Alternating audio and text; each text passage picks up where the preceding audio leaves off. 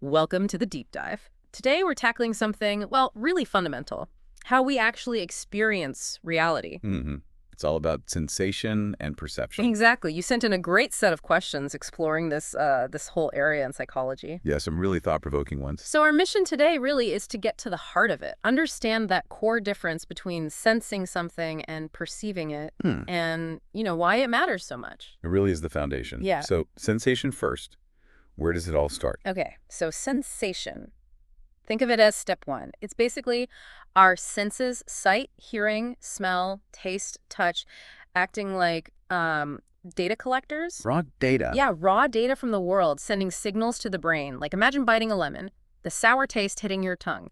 That initial chemical reaction, that's sensation, pure input. Exactly, unfiltered. Now, perception, that's where the brain really gets involved. It actively organizes that raw data, interprets it, gives it meaning. So with the lemon, perception is your brain going, sharp, sour, that's lemon. And maybe you even picture the fruit, or you pucker up. You understand what the sensation means. Precisely. And illusions show this difference so clearly, don't they? Oh, absolutely. Optical illusions are perfect examples. Like those lines that look different lengths but are actually the same. Yep.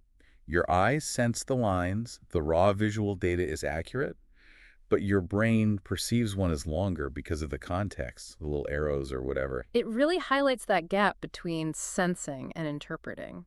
And what's really interesting is how much our own expectations and experiences feed into that interpretation. Totally. Think about hearing a noise late at night. If you're already feeling a bit anxious, you might perceive it as something threatening. But if you're expecting a friend to arrive, You'd probably just assume it's them. Same sound, completely different perception based on what you expect, what you've experienced before. that leads perfectly into bottom-up versus top-down processing, right? Exactly. Bottom-up is data-driven. Your perception is built directly from the sensory input coming in, like seeing shapes and colors and gradually realizing it's a cat. Starting from the details. Right.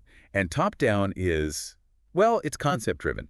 Your brain uses existing knowledge, context, expectations to interpret the sensations. Like reading messy handwriting, you might not see every letter clearly. But if you know the context, say it's a shopping list, your brain helps fill in the gaps. You perceive milk, even if the M is blurry. Usually both are working together. Our brains are constantly trying to make the best guess, essentially.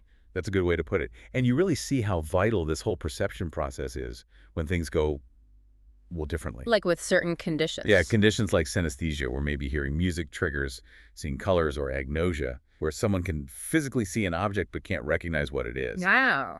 It just demonstrates how complex and, frankly, how fragile these perceptual systems can be. And given how much sensory info bombards us, attention must be critical too. Absolutely critical.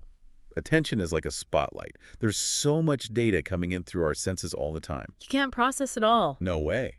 So attention filters it. What you focus on largely determines what you actually perceive. Think of a busy party, you tune into one conversation, not all of them. It's amazing how selective we are. Does culture play a role too? Or language? That's a really interesting area. It seems plausible, yeah. Culture might provide different frameworks for categorizing sensory experiences. And language might give us labels that, nudge our perception one way or another. Potentially, yes. It could subtly shape how we carve up the world, perceptually speaking. So understanding all this isn't just theoretical, it has practical uses. Definitely. Think about design-making websites or products intuitive, relies heavily on understanding visual perception, tactile feedback. Or art. Artists are masters of manipulating sensation and perception. Precisely. And marketing, of course. Influencing how consumers perceive a brand or a product is, well, it's everything. Okay, so let's boil it down. The key takeaway seems to be, sensation is the immediate, raw data collection by our senses. The input. And perception is the brain's active process of organizing, interpreting, and making sense of that input. Exactly. Sensation is the signal. Perception is the meaning we derive from it. So here's something for you to think about after this.